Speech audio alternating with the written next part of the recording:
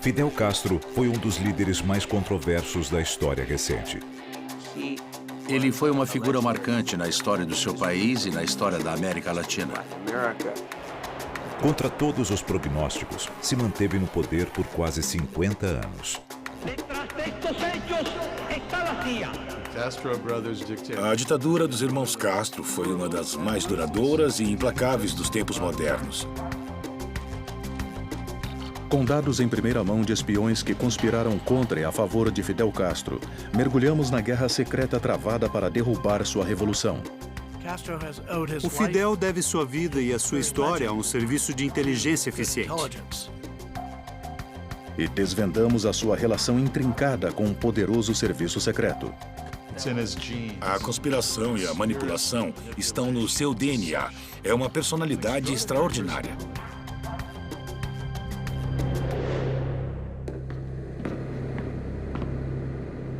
Fidel Castro, o homem mais vigiado do mundo.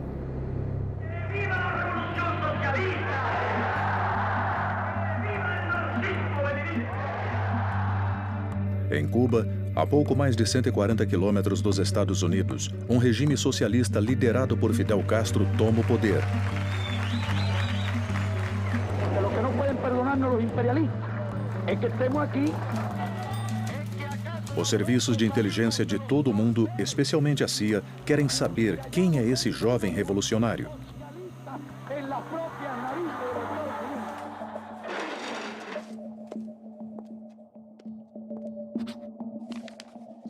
Eu comecei como analista da CIA em 1964 e uma das primeiras coisas que me pediram foi para me colocar no lugar de Fidel Castro, para tentar imaginar como ele pensava. E por isso, com pacientes cubanos, podré contar el movimiento revolucionario em qualquer...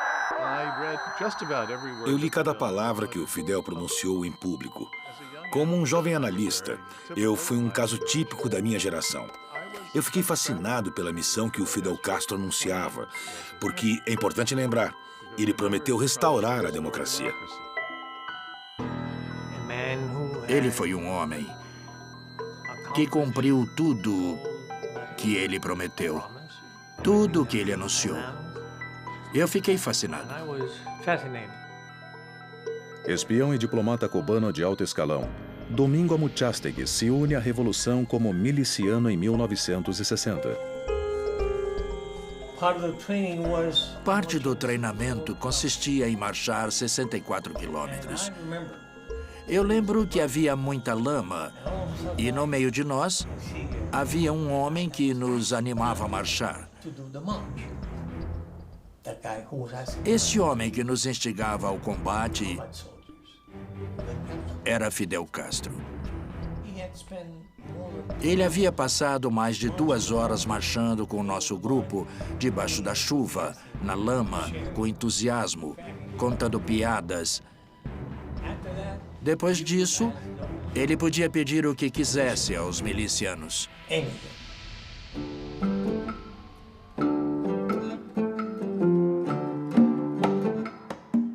Em abril de 1959, 4 meses depois de tomar o poder, Fidel Castro visita os Estados Unidos, onde também faz muitos amigos.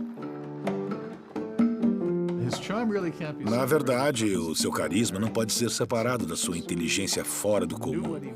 Ele sabia o que queria, o que dizia, sabia como cativar as pessoas e como cativar o presidente ou primeiro-ministro de um país. Those groups who have lot of money control all the ways of power, and that is not democracy. It's not the same thing. Um dos documentos que nós conseguimos recuperar é um dos relatórios que Richard Nixon fez após um longo encontro com Fidel Castro em abril de 1959. O Nixon escreveu: "Eu cheguei à conclusão de que ou o Fidel Castro é ingênuo a respeito do comunismo ou já é comunista." E no parágrafo final ele disse: "Esse homem nasceu para ser um líder e, gostando ou não, nós vamos ter que lidar com ele." Dr. Castro, Senator Smathers of Florida says that you have many communists in your government. Is that so? because Senator Masser said it ought to be true. I don't think that. As convicções políticas de Fidel Castro ficam evidentes quando ele regressa a Cuba e começa a nacionalizar as empresas petroleiras e açucareiras norte-americanas. ¿Cuál era la alternativa del gobierno revolucionario? Si en vez de ser nosotros leales a nuestro pueblo, hubiésemos sido leales a los grandes monopolios norteamericanos que explotaban la economía de nuestro país. Brian Latell acredita que a viagem de Fidel Castro aos Estados Unidos não passou de uma estratégia publicitária. Por que ele veio aos Estados Unidos e permaneceu tanto tempo aqui? Porque teve uma repercussão negativa nos Estados Unidos. Ao colocar centenas de cubanos, seus adversários ou inimigos, no paredão de fuzilamento, sem nenhum tipo de julgamento.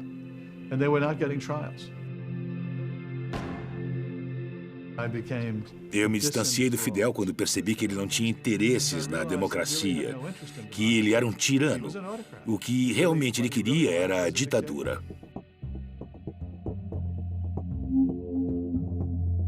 Fidel Castro também toma partido ao alinhar Cuba com o bloco soviético.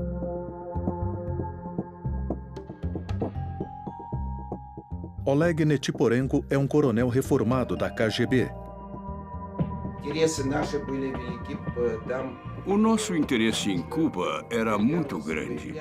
Quando Fidel Castro afirmou que ia seguir o rumo comunista e socialista, nós vimos uma oportunidade para a União Soviética estabelecer uma base na ilha. Além disso, Cuba está muito próxima dos Estados Unidos, a uns 140 quilômetros da costa da Flórida. Por sua vez, a CIA também toma uma decisão. Quer Fidel Castro fora do poder. Como historiador das relações entre os Estados Unidos e Cuba, eu afirmo que foi a retórica anti-americana de Castro que levou a CIA a decidir se livrar dele.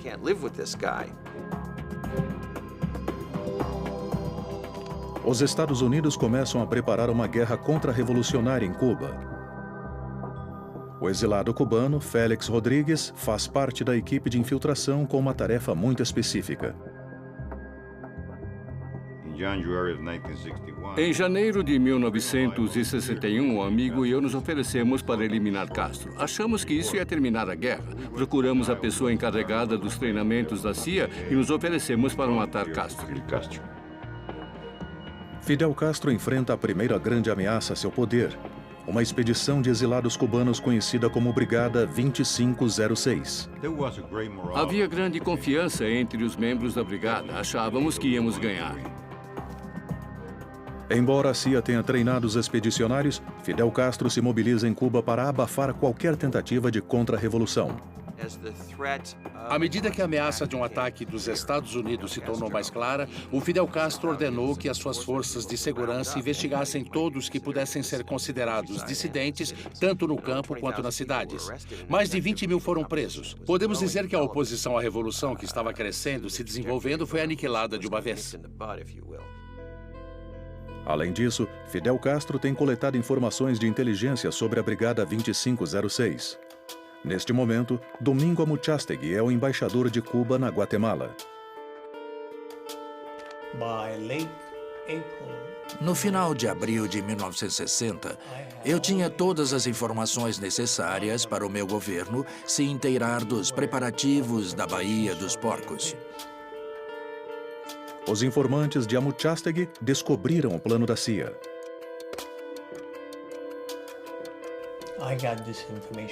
Eu obtive essa informação de uma família rica que veio à minha embaixada, se sentou comigo e disse: alguma coisa estranha está acontecendo.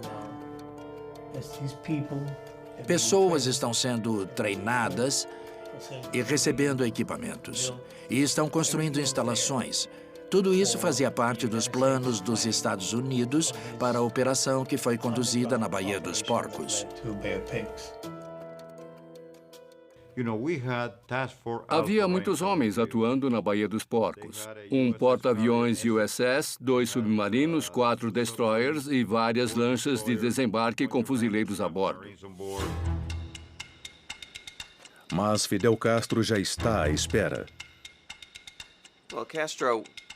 Fidel Castro foi até a cabeça de ponte na praia e estabeleceu um centro de comando perto do lugar onde os invasores haviam entrado.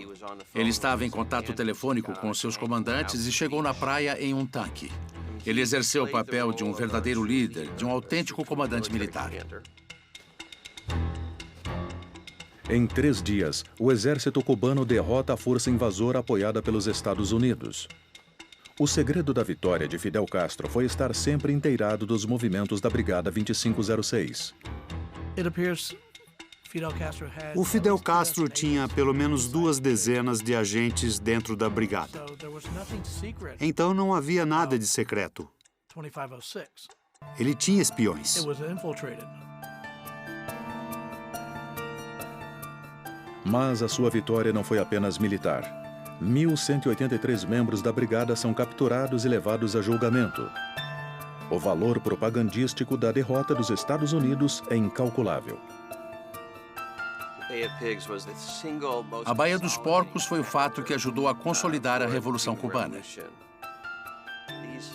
As forças dirigidas pela CIA deram a Fidel um status de Davi contra Golias em seu próprio país e em todo o terceiro mundo. O fracasso da invasão muda a política dos Estados Unidos em relação a Cuba. Os irmãos Kennedy estavam decididos a derrotar Fidel Castro. Eles estavam humilhados e se recusaram a aceitar a derrota na Baía dos Porcos pelas mãos daquele suposto revolucionário, o Fidel. Eles queriam vingança. A diretriz agora é simples. É preciso eliminar Fidel Castro.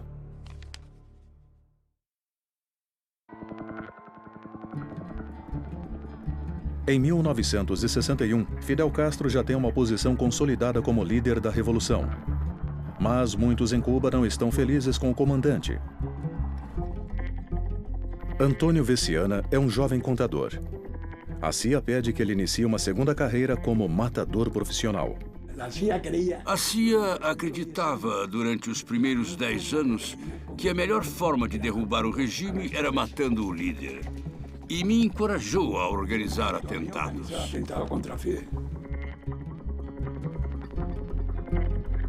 Com respaldo da CIA, o plano de Veciana para matar Fidel Castro é simples, porém arriscado.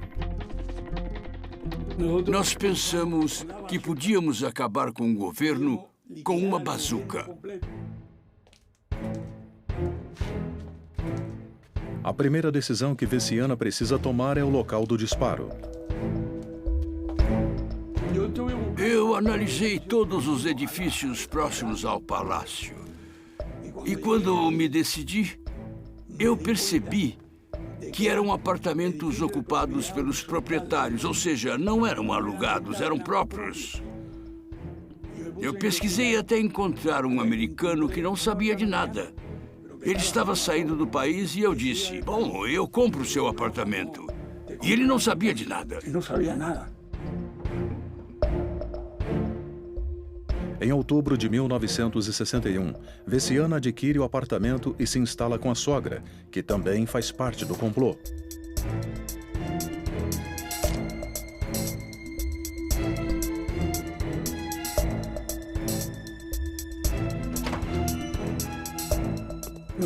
Nós vestimos os uniformes aos poucos. Os uniformes servirão como disfarce para o grupo terrorista que terá que fugir depois do atentado. Nós carregamos a bazuca e montamos todas as armas. Tudo isso com tempo, esperando a oportunidade. Após instalar uma equipe de 3 homens, Veciana abandona Cuba e aguarda notícias. Eu fiquei ouvindo o rádio, achando que o Castro ia morrer. E ia ser notícia. Mas não teve notícia, não entendi o que houve. O plano meticuloso de Veciana fracassa. Seus companheiros de conspiração desistem. No final, o chefe da operação que estava no comando pensou: assim que atirarmos também vamos morrer, e eles desistiram. Ou seja, faltou coragem no final. O complô de Veciana é a primeira entre várias tentativas de acabar com Fidel Castro. Não foi difícil para a CIA, nos anos 60 e 61, recrutar espiões e recrutar cubanos dispostos a trabalhar contra o regime. Não foi difícil porque muitos cubanos estavam ansiosos para eliminar o Castro. E assim surgem os planos de assassinato mais elaborados e famosos da história, desde charutos explosivos até trajes de mergulho envenenados. E as tentativas fracassam uma a uma. O Fidel sofreu mais de 600 tentativas de assassinato. É muita coisa. Nikolai Leonov é um ex-agente da KGB e ex-tradutor de Fidel Castro. Uma vez eu perguntei isso para ele. Fidel, como você explica ter escapado de tantas tentativas de assassinato? Ele disse: quase todos os assassinos que queriam me matar tinham um pequeno déficit de determinação. Eles queriam viver para ver como seriam as coisas depois da minha morte. A Revolução Cubana começa a consolidar suas primeiras mudanças. Parece que a permanência de Castro terá longa duração.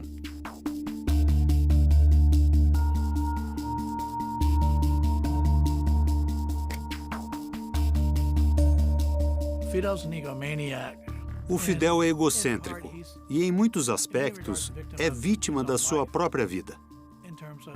No começo da Revolução, no primeiro desembarque em Cuba, muitos dos seus seguidores morreram ou foram capturados ao chegarem à praia.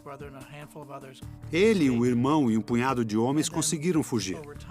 E, com o passar do tempo, derrotaram um exército de dezenas de milhares de homens. O Fidel Castro acreditou no seu próprio mito, que ele foi escolhido pela história e que, portanto, é indestrutível.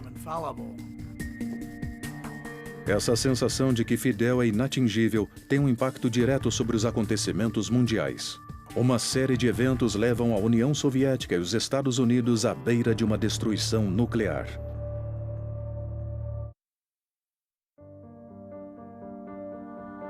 Fidel Castro sobrevive a tentativas de assassinato e à invasão da Baía dos Porcos. No entanto, ele teme uma nova ofensiva dos Estados Unidos e busca proteção de seu aliado mais próximo, a União Soviética. Cuba fez o que podia para se defender de mais um ataque.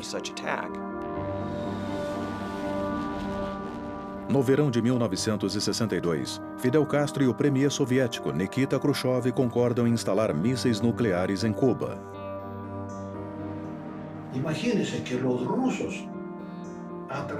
Os russos atravessaram o Oceano Atlântico em mais de 160 barcos, transportando até Cuba 45 mil soldados e oficiais soviéticos. Sem contar os aviões, tanques, canhões, foguetes, e a CIA não percebeu. Mas no dia 15 de outubro, a partir de fotos tiradas de um avião espião U-2, a CIA identifica uma bateria de mísseis de alcance médio. E o presidente Kennedy faz um pronunciamento à nação. Within the past week, unmistakable evidence has established the fact that a series of offensive missile sites is now in preparation on that imprisoned island. Os Estados Unidos preparam bombardeios nucleares B-52. 150 mísseis balísticos intercontinentais estão armados e prontos. No ponto culminante da crise, às 3 da madrugada de 27 de outubro, Fidel Castro chega à embaixada soviética em Havana. Segundo arquivos soviéticos divulgados posteriormente, Castro está extremamente agitado. Ele insiste em dirigir-se ao bunker sob a embaixada, por acreditar que faltam poucas horas para um ataque dos Estados Unidos. Fidel se reuniu com o embaixador soviético e ditou uma carta que foi traduzida para o russo pelo embaixador, que não falava muito bem o espanhol, e foi enviada por telex. Castro e o embaixador trabalham a noite inteira na redação de 10 rascunhos do comunicado que se tornaria conhecido como a Carta do Armagedon. Ao que parece, Fidel Castro enviou uma mensagem a Khrushchev pedindo para disparar mísseis preventivos contra os Estados Unidos e dar início à guerra nuclear. Khrushchev thought it was madness. O Khrushchev achou que era uma loucura. O Fidel ter essa capacidade apocalíptica e defender o holocausto global sem remorsos, sem sentir culpa, sem se envergonhar. Essas são as características de um transtorno narcisista e de megalomania. O Khrushchev é um assassino. Finalmente, em 27 de outubro, Kennedy propõe um acordo secreto a Khrushchev. Os Estados Unidos retirarão seus mísseis da Turquia, caso a União Soviética aceite retirar os mísseis de Cuba. O premier soviético Nikita Khrushchev aceita. Fidel ficou contrariado e não concordou com os pontos de vista do Khrushchev. O Fidel organizou manifestações com as seguintes palavras de ordem: Nikita, Nikita, aquilo que se dá não se tira. Ou seja, se eles mandaram foguetes, que não os retirassem. Muitos historiadores veem o papel do Fidel Castro durante a crise dos mísseis como o paradigma da imprudência e da irracionalidade. Não foi o melhor momento do Fidel. Os Estados Unidos estavam à beira de destruir Cuba e acabar com a Revolução. Fidel Castro perde os mísseis soviéticos, mas assegura um acordo segundo o qual os Estados Unidos não lançarão mais ataques militares contra Cuba. Era uma coisa permanente e básica. O Fidel lutava pela soberania e independência de Cuba sempre. Nunca foi um satélite dos Estados Unidos, da União Soviética e de ninguém. Os soviéticos retiram seu arsenal nuclear, mas Fidel Castro está mais decidido do que nunca a desafiar os Estados Unidos e expandir sua revolução por todo o mundo.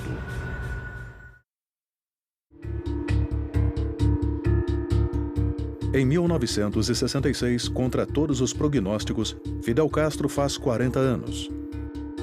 Agora, suas ambições vão muito além das fronteiras cubanas. O Fidel, Che Guevara e o Raul se comprometeram a exportar a revolução. Eles queriam promover, fomentar e apoiar movimentos revolucionários em outros países latino-americanos. A CIA tinha medo de que a Revolução Cubana se expandisse por toda a América Latina. Era o seu maior medo.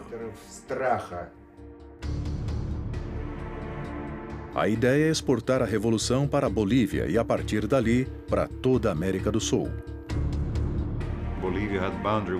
A Bolívia faz fronteira com 5 países. Uma vez ocupada, ficaria fácil exportar a revolução para os países fronteiriços, como o Brasil, o Paraguai, o Chile, o Peru e a Argentina.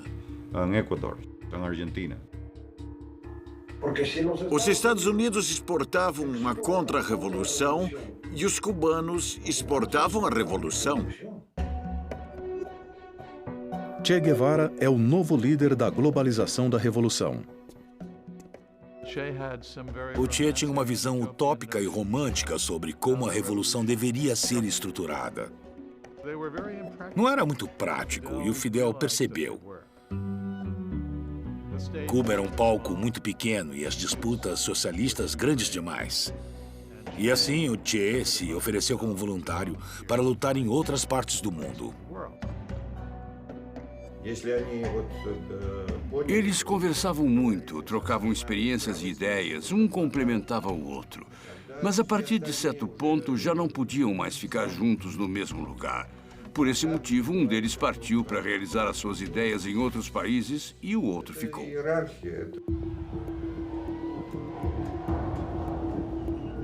Mas a CIA está decidida de que não deve mais haver revoluções na América Latina. Félix Rodrigues recebeu a missão de rastrear Che Guevara com a ajuda do exército boliviano. Após 8 dias em campo, ele recebe uma mensagem de rádio. Nós sobrevoamos a área e foi confirmado que o estrangeiro havia sido capturado. Todos sabem que o estrangeiro é Che Guevara. Esse sou eu com o Che e com soldados que posaram ao nosso lado. Rodrigues ordena o interrogatório de Guevara. Mas ele se mantém desafiador até o final. Ele disse: podem dizer ao Fidel que vai haver uma revolução triunfante na América. Eu entendi que ele quis dizer: tudo bem, você me abandonou, mas a revolução vai dar certo. O exército boliviano executa Che Guevara.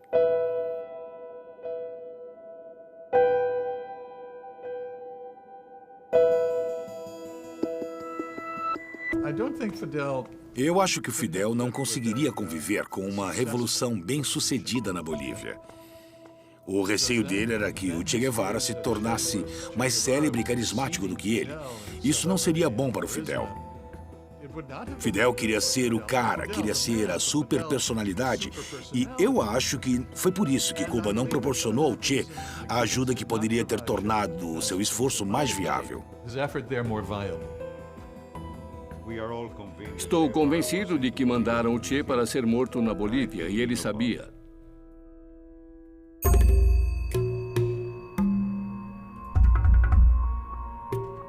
A intenção de Castro de exportar a Revolução Cubana não termina com a morte de Che. Em 1975, Castro envia soldados a Angola para ajudar os revolucionários de esquerda em uma guerra contra tropas respaldadas pela CIA. Ele e o Raul construíram a maior e mais poderosa força armada de toda a região. Uma força com a capacidade de realizar intervenções transcontinentais e transoceânicas. Isso ocorreu 3 vezes na África. Em 1976, Castro tem 35 mil soldados cumprindo missões internacionais na África. A Frente Sul foi invadida e havia muita tensão. Qualquer coisa podia acontecer e adivinhe quem apareceu. Ustedes son los del regimiento, ¿verdad? ¿Qué tiempo llevan por acá? No, llevo poco tiempo. Poco tiempo. ¿Tú de dónde eres? Santiago. ¿Pero tú? Santiago. Muchos santiagueros aquí, regimiento lleno de Santiago. Fidel Castro fez com que Cuba deixasse de ser uma pequena ilha caribenha que desafiou o Império Norte-Americano para se tornar uma protagonista global que impõe o seu poderio militar em todo o continente africano. A guerra civil angolana se estende por mais de 2 décadas e tira a vida de 500 mil de pessoas. Mas também ajuda a enfraquecer o regime do apartheid na África do Sul e facilita o fornecimento de armas cubanas ao movimento de Nelson Mandela. Naquele momento, as pessoas nos Estados Unidos não conseguiam entender como foi que Cuba se posicionou com as forças que prevaleceram na história. Eram as forças anticoloniais da África e as forças anti-apartheid na África do Sul. Nós, nos Estados Unidos, estávamos do lado errado dessa história e Cuba estava do lado correto.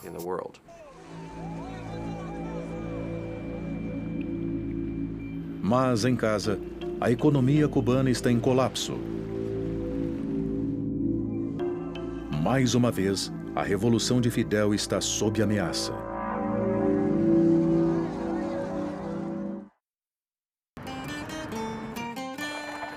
Após 28 anos à frente do governo cubano, Fidel Castro implementa mudanças radicais na ilha Graças ao sistema de saúde gratuito, as taxas de mortalidade infantil são as mais baixas da região. A educação também é gratuita, mas os frutos da revolução têm um preço. O medo se generalizou e ninguém confiava em ninguém, nem mesmo em um amigo. A oposição política não é permitida e os serviços de inteligência de Castro estão presentes em cada canto da ilha. Comitê de Defesa da Revolução. É um programa de delação entre vizinhos, porque os membros do Partido Comunista estavam presentes em cada bairro, e o seu trabalho era informar sobre os vizinhos. Quem denunciava recebia uma recompensa, e quem não denunciava recebia uma punição. Foi assim que 1 milhão de cubanos chegaram a fazer parte dos comitês de defesa da Revolução. Quando falamos da inteligência cubana, percebemos que o principal inimigo do regime de Castro não eram os Estados Unidos, mas sim o povo cubano.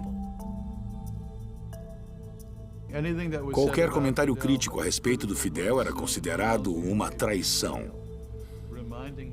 Isso é um reflexo dos traumas psicológicos que ele teve durante a sua formação. A traição foi uma coisa que o Fidel sempre temeu. Brian Latell passou a vida analisando Fidel Castro e acredita que o seu medo da traição é um traço profundamente arraigado. Os meus estudos sobre o Fidel remontam à sua infância. O Fidel teve uma infância conturbada, traumatizada. Ele foi um filho ilegítimo. E o Fidel sofreu até completar 17 anos, quando o pai finalmente o reconheceu como filho e lhe deu um sobrenome. O pai lhe proporciona uma educação em colégios particulares. Ao terminar o ensino médio, Fidel estuda Direito na Universidade de Havana. Antônio Veciana é contemporâneo de Castro. Havia um movimento estudantil e ele se incorporou a esse movimento. Ele tinha a fama de ser um jovem rebelde e partidário da violência. Durante o período em que Castro esteve no poder, Veciana observou sua reação a possíveis traições. O Fidel Castro perseguiu com mais ódio os desertores que haviam sido amigos. Ele criava tanto terror entre os amigos que ninguém desertava porque sabia que se tornaria o inimigo mais odiado. Para alguns, a severidade com que Fidel trata qualquer traição à Revolução fica evidente em 1987, com o julgamento sumário do general Arnaldo Ochoa, um dos seus generais mais próximos. O Ochoa virou um problema. Ubíquese frente al tribunal. Ochoa é acusado de traficar cocaína colombiana para os Estados Unidos. Droga, Ochoa. Sí, claro. Cocaína, Ochoa, para envenenar pueblos enteros. Talvez o Ochoa estivesse pensando em deserção. Na minha opinião, esse foi o principal motivo de sua execução. Ao ser falsamente acusado de traficar drogas sem a aprovação do regime. Na verdade, isso havia sido aprovado. Após um julgamento de 5 dias, Ochoa é condenado à morte por fuzilamento. A deserção preocupava muito os irmãos Castro no final dos anos 80, porque já estavam acontecendo. As pessoas estavam passando fome em Cuba, já que os subsídios soviéticos terminaram. Tinha desertores e refugiados, inclusive funcionários de médio escalão do regime e outros de escalão mais alto que saíam e diziam: "Isso não pode durar." Conforme o bloco soviético começa a desintegrar, Cuba fica isolada. É claro que houve um impacto. Com o início da perestroika, as coisas se complicaram. E nós já não podíamos nos dar ao luxo de apoiar Cuba como havíamos feito antes. Até agora, Cuba dependeu da União Soviética para realizar 80% de seu comércio, além de ter recebido subsídios militares e econômicos valiosos e o fornecimento de petróleo. O colapso da economia gera um fluxo constante de pessoas tentando emigrar de qualquer maneira possível. Centenas de cubanos morrem tentando cruzar o Estreito da Flórida. Estamos em período especial, período difícil, período um dos mais difíceis da nossa história. ¿Por quê? Porque não hemos tenido que quedar solos frente ao império, solitos. Eu me lembro que no ano de 1994, em Havana, no Malecón, começaram a acontecer confusões. Grupos de pessoas começaram a arrebentar vidros e a roubar mercadorias. Fidel decide intervir pessoalmente. Era perigoso, sinceramente, mas o Fidel é o Fidel. As forças de segurança de Castro nunca estão longe demais. Em questão de horas, a revolta é neutralizada.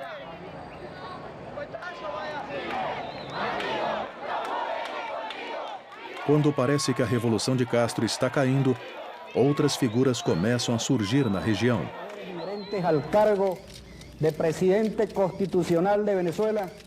Hugo Chávez assume o poder na Venezuela e promete realizar sua própria revolução bolivariana.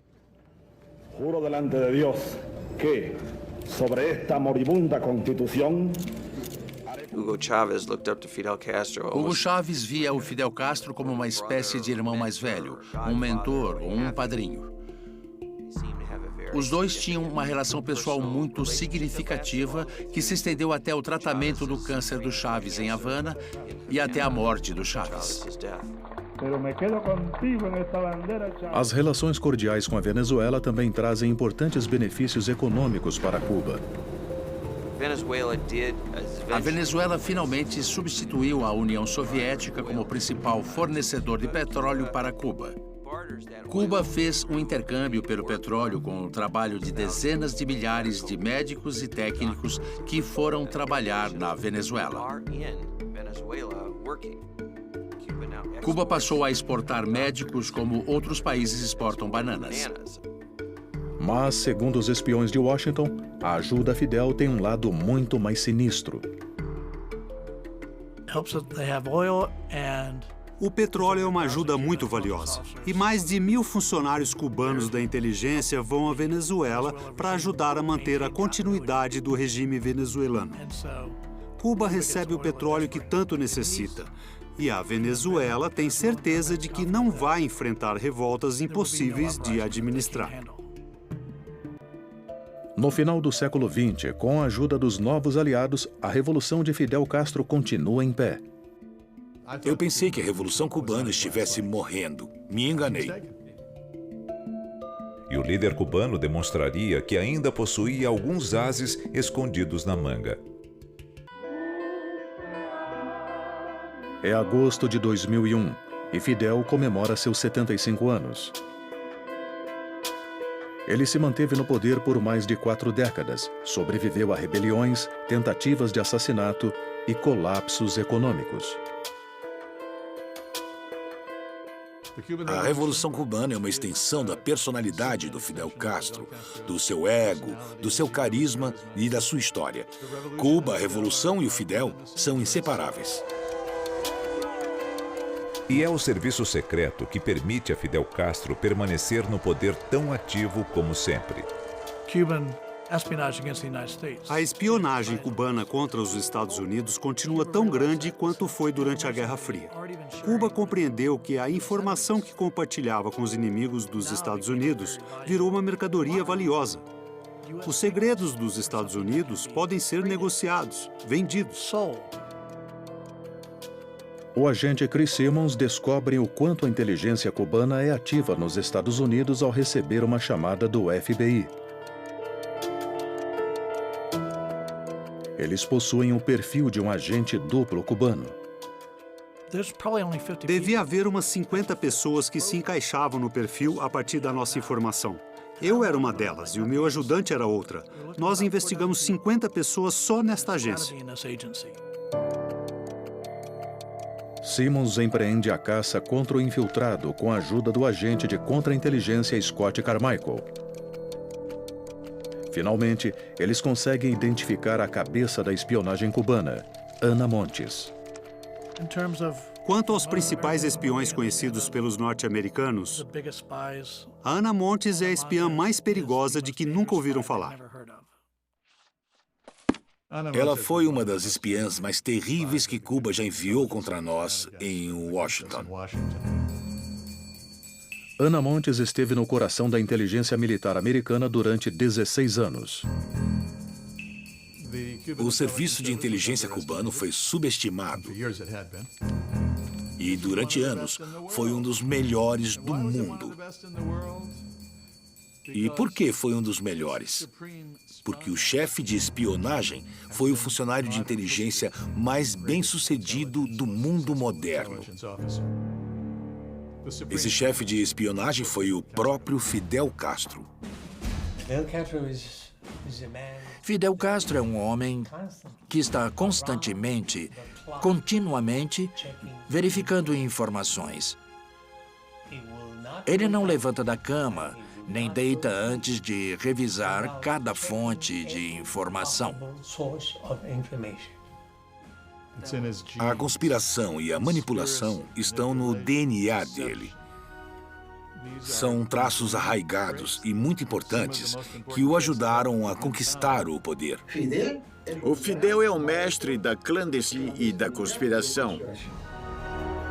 Finalmente, aos 80 anos de idade, Fidel fica com a saúde deteriorada. Em julho de 2006, Fidel Castro surpreendeu seus compatriotas e o mundo ao anunciar que ia transferir o poder para o seu irmão mais novo, Raul Castro. Raul Castro Ruz. O Raul foi a figura mais indispensável da Revolução Cubana.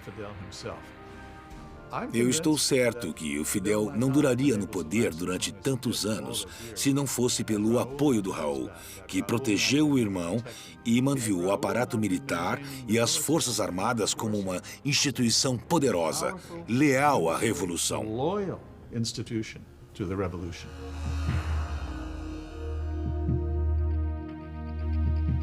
Apesar de ter cedido o poder, Fidel Castro mantém o seu legado.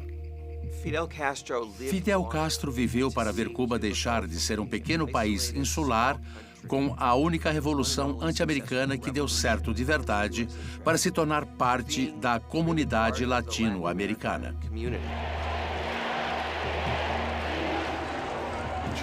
As mudanças ocorridas na América Latina nos últimos anos, na Bolívia, na Nicarágua, no Equador, os sentimentos revolucionários socialistas e os governos desses países são inspirados na experiência cubana, na experiência de Fidel, e ele se sente triunfante mais do que em qualquer outro momento. A aceitação do regime cubano pela comunidade internacional atinge um novo patamar em 2014, quando os Estados Unidos buscam normalizar suas relações com a ilha. Mesmo longe do poder político, Fidel Castro foi testemunha ocular desta mudança histórica.